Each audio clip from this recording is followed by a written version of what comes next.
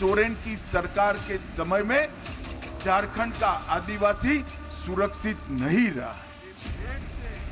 झारखंड में चुनाव के बीच झारखंड में घुसपैठ का मुद्दा फिर गर्म हो गया है। बीजेपी का मैनिफेस्टो जारी करते हुए अमित शाह ने घुसपैठ पर न सिर्फ हेमंत सोरेन पर हमला बोला बल्कि झारखंड में घुसपैठियों को चेतावनी दी। झारखंड में भारतीय जनता पार्टी की सरकार बन रही है।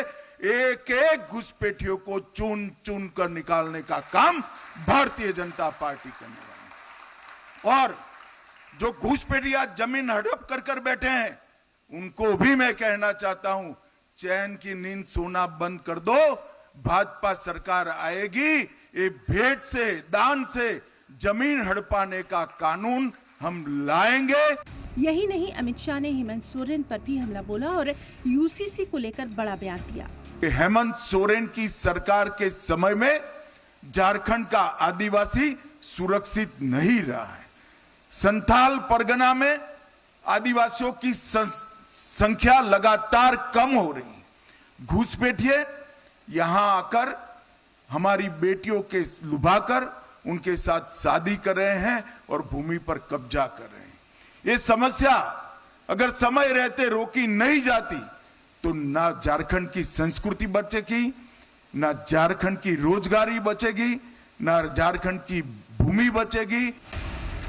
दरअसल झारखंड में घुसपैठ के मसाइल को लेकर पहले भी बीजेपी लीडर लगातार निशाना साधते रहे हैं। आसाम के हेमंत बिस्व शर्मा ने घुसपैठियों को लेकर सरकार पर हमला बोला। एक रहेगा तो सेफ रहेगा। राहुल गांधी ने हिंदू समाज को बांटने के लिए निरंतर प्रयास कर रहा है। झारखंड में घुसपैठिया आते हैं, हमारे आदिवासी समाज हिंदू समाज का अस्मिता को खतरा में पहुंचा दिया है। इस समय है एक रहने का। फिर मरकजी वजीर गिरिराज सिंह ने भी बांग्लादेशी और रोहिंग्या के मुद्दे पर हेमंत सोरेन और राहुल गांधी को घेरा। झारखंड को तो पूरे बांग्लादेशी और रोहिंग्या के हवाले हेमंत सोरेन कर दिए हैं। और अब वजीर दाखिला अमित शाह ने झारखंड फतेह के लिए बेटी, रोटी और माटी की हिफाजत का वादा किया।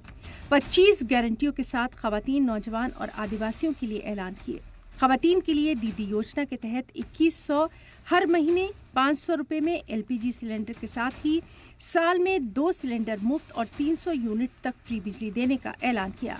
नौजवानों के लिए 2,87,000 सरकारी नौकरी की गारंटी, 5 लाख नौजवानों को रोजगार, अग्निवीर जवानों को सरकारी नौकरी का भी ऐलान हुआ। 1 लाख नौजवानों को 2,000 रुपए के हिसाब के साथ ही भत्ता। आदिवासियों के लिए उनकी हड़पी हुई जमीन वापस करने और घुसपैठियों को रोकने का वादा किया गया। गरीब और बैकवर्ड क्लासेस की बेटियों को पीजी तक मुफ्त तालीम का वादा किया गया। बीजेपी के मैनिफेस्टो में गरीबों के लिए 21 लाख घर देने का वादा किया गया। साथ ही घर बनाने के लिए सबको मुफ्त बालू का भी वादा है। सरकार के मंत्री इरफान अंसारी ने भाजपा के चुनावी घोषणा पत्र को ढकोसला करार दिया। उन्होंने कहा कि चुनाव आते ही भाजपा झूठे वादे करने में लगी हुई है।